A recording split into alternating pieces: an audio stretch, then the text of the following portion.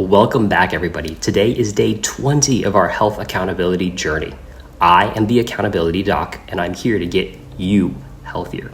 We've been on our fiber journey, and I've been pushing everybody to eat more fiber. Today, I want to talk about how fiber can clean your clogged arteries and decrease your risk of heart attacks, heart failure, and even strokes. But before we get there, let's talk about how your journey has been going so far. I hope you've been getting enough fiber, avoiding some processed foods, and getting in more exercise. All those things can be a great way to get you healthier. And I've been pushing people to get more fiber so that you feel more energy, you get better sleep, you get better skin, better mental clarity, better immunity. So many benefits, and those are just the start. So let's try and get to 30 days and see how we feel. So let's talk about how fiber can lower your cholesterol.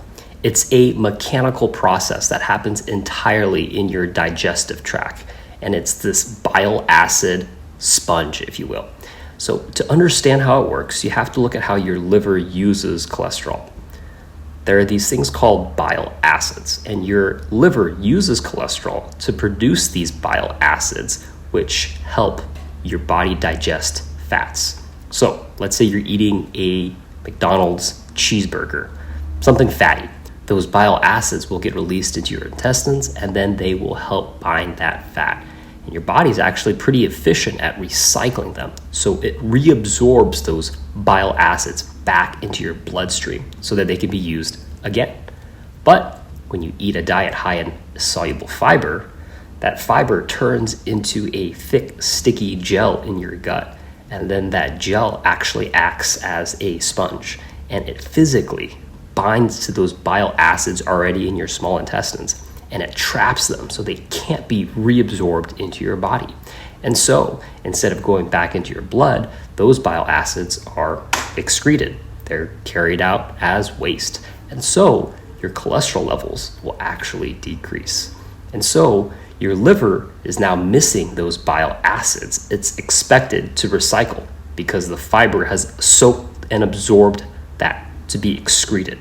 To make more, your liver has to pull LDL, which is the bad kind of cholesterol, out of your bloodstream to make new bile acids. And it uses that LDL cholesterol as raw material to make more.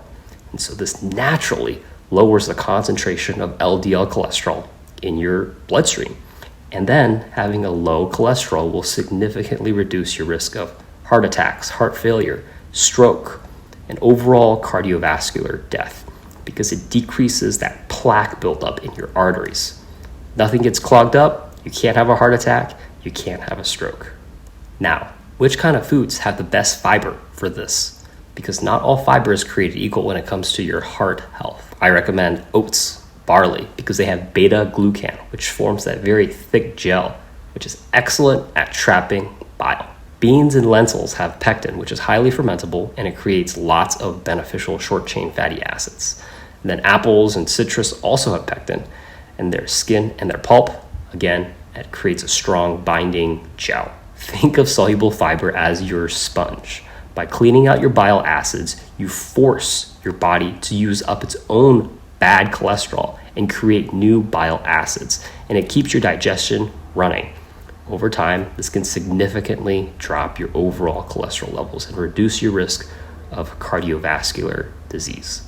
So we're almost there, guys. We're almost at 21 days. I hope that you've been noticing better health, better immunity, better skin, better mental clarity, more energy. Because if you have, this is a great start. And I hope that we can continue and get to 30 days. If you like this video, give it a like, subscribe, comment down below if you have any questions or concerns. I'd love to hear the progress on your health journey.